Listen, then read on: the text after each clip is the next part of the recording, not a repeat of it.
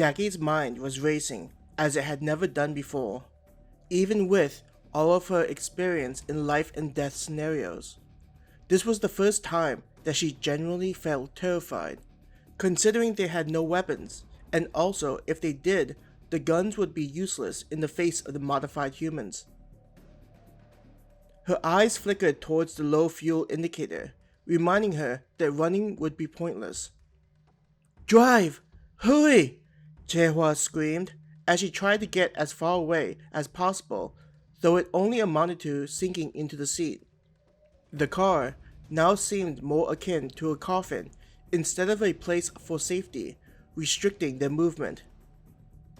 "We're almost out of gas, and those things can run faster than we can drive," Jackie yelled back. Hearing the frightened voice from Jaehwa made a part of her want to slam open the door and dash out. Deep down, Jackie knew that such an action would be both pointless and lethal, but her fight and flight instinct didn't care about logic. The silence from the other three helped to keep her stationary and not suicidal. "What's the game plan, leader?" Lulu asked in a heavy voice. "I'm trying to think up something. Even if it just means an additional minute," Jackie answered.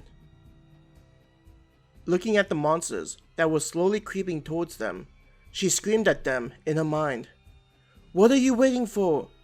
The expressionless faces only added to the terror, which was likely intentional considering the latest info on the creatures.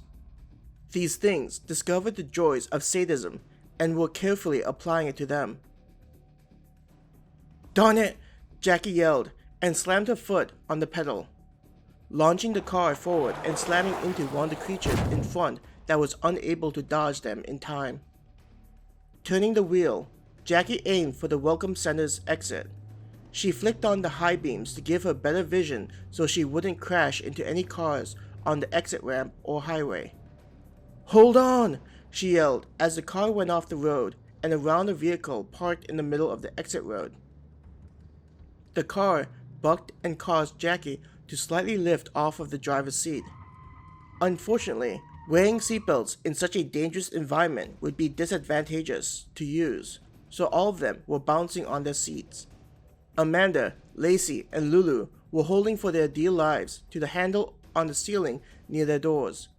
Jaehwa was screaming the entire time, bumping into either Lacey or Lulu. As they got back on the road, Amanda asked, "What are you thinking? Those things are faster than us." "I know, but do you just want to be inside a car and wait for those things to do whatever they do?"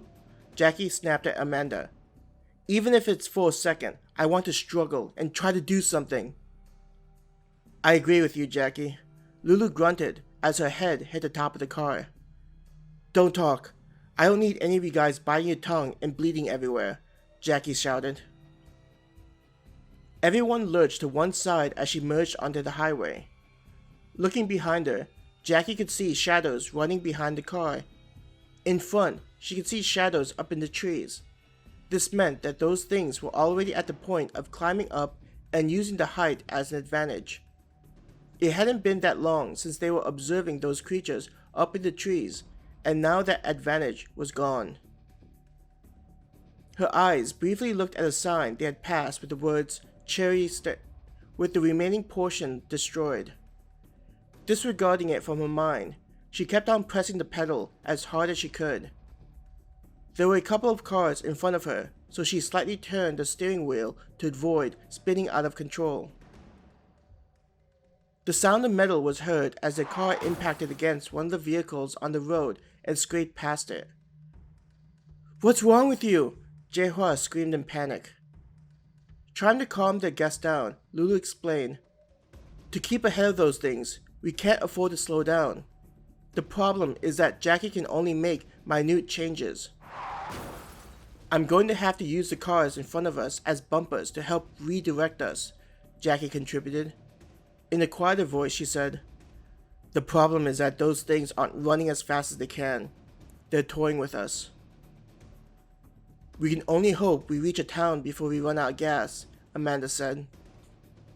Thinking about how to increase their odds even more, Jackie said, "I think I have an idea, but you guys are going to hate it." Even with all the loud noise of the car blasting down the highway, there was a feeling of complete silence from everyone else in the car. Taking a break from a constant backseat driving, Jaehwa joined in on the dead silence. No one wanted to ask what Jackie was planning on doing. She slammed the palm of a hand on the logo of the car and caused the car horn to blare out a deafening noise. Holding her hand on the car horn, Jackie continued to race down the highway. "Are you crazy?" Amanda screamed at her, trying to make her voice heard over the ear-shattering noise. Not bothering to answer her, Jackie understood how crazy this plan was. If there were modified humans that were unaware of them driving down the road, it was no longer the case as the car became a meteor of noise. As she saw more monsters coming out of the forest and following behind the car, Jackie could only hope that her gamble would pay off and not make things worse for them. With each mile marker they passed by, Jackie kept expecting to feel the shuddering weight of those things landing on the roof of the car. Tears began to well up in the corner of her eyes as she fought back the need to scream. A part of her felt like it would be better to just have those things eat them instead of having to continue to live in such a predicament. Jackie realized that after the 15th mile marker went by, she had been repeating the same words over and over. "I don't want to die. I don't want to die. I don't want to die. I don't want to die." Getting out of the zone she had been in, her eyes blinked at seeing a large exit sign. A feeling of happiness overcame her as she looked at what city it was leading to. All Jackie heard was a loud crash and the world spinning upside down. Time seemed to slow down as shards of glass were suspended in the air. As they were upside down and flying through the air, Jackie could only keep thinking. They were waiting until the exit sign appeared. This was all planned out. Jackie's head snapped to the side as the car struck the ground. After the initial impact, her head whipped to the other side. No thoughts went through her as Jackie just absorbed the force of the continuous effect of the car rolling over continuously. The world finally went black. Sounds of people yelling startled her awake. Looking out the front window, Jackie could see upside-down trees. The smell of blood and oil filled her nostrils, making her remember what had happened. Lifting up her head, Jackie could feel stings of pain and saw how she was surrounded by broken glass. Some of the shards fell off as she lifted herself up. Next to her, Amanda looked unconscious in a similar predicament as when Jackie had woken up. There were cuts all over Amanda as evidence of the violent crash they experienced. Turning her head to look behind her, Jackie felt a sharp pain in her neck. "You gotta be..." She cursed, but then quickly tried to move her toes. She sighed in relief, touching the top and bottom of the inside of her shoes. It would have become a crap show if she had messed up her spine and became paralyzed with those things chasing after them. "Lulu, Lacey, Jaehwa, are you guys okay?" Jackie yelled, feeling a little panic. "Ugh, what the hell happened? I should have listened to my parents about wearing a seatbelt." Lulu groaned in pain. "Lulu, are you okay?" Jackie yelled back. Lulu cursed some more and asked, "Where are those things? How are we still alive?" It was at that moment that Jackie realized that they were still alive and hadn't been eaten by those things. "I don't know. Those things knew that the exit sign was going to be a pain and let us drive as far as we did to raise our hopes up." There were a couple more groans, though these came from Lacey and Jaehwa. "Do you think they were waiting for something?" Lacey asked after a hiss of pain sounded from her mouth. "It sounds like something is dealing with them." Amanda's voice was quiet, as if talking was painful. "Maintain a tight formation!" A yell interrupted their discussion. Attempting to turn her head again, Jackie tried to find out who was yelling and the sounds of fighting occurring out there. Fighting through the pain, She lifted herself up and moved to look out her side window. She saw a shocking image of people with large weapons running and jumping about, fighting the modified creatures. Remember that just cutting off their head isn't enough. Quickly dismember these things before something happens. A woman's voice was heard, though it was hard to pinpoint which person was giving out orders since all of them were wearing helmets. Their suits remind Jackie of the ones they used, though these people didn't have anything exposed. They were completely covered, and the weapons they were using was drastically different from anything she had seen before. Are those Battle Arena League players? Lulu commented in confusion. What are they doing here? Hearing Lulu's words, Jackie remembered being in the lobby and listening to the soldiers talking about it. Painfully looking towards Amanda, she asked, I thought you said it was a sport. It is. Amanda coughed. One of her hands moved to cradle her side. I don't have a clear view, but they do look like Battle Arena League players, though I don't know what they're doing here. Lacey groaned. They appear to be handling those things pretty efficiently, but they could use a bit more work on their movements. Those players aren't like soldiers who have been professionally trained. They're just college students who compete against other college students, Amanda said. Jackie noticed how Amanda was going to say, those players aren't trained like you guys, which would have given themselves away as not being regular folks just trying to survive the end of the world. How can anyone fight against those things? Jaehua cried out, distress beginning to get to her. As we were hurtling down the road, those monsters were keeping up with us and just coming out of the woodwork. Her high-pitched voice indicated how terrified she was. Listening to Jaehua, Jackie couldn't blame the woman. Even with her own combat experience, trying to escape those things with nothing to fight back had been a shock. I'm not sure how they're fighting against those things, but it seems like they have a lot of experience in it.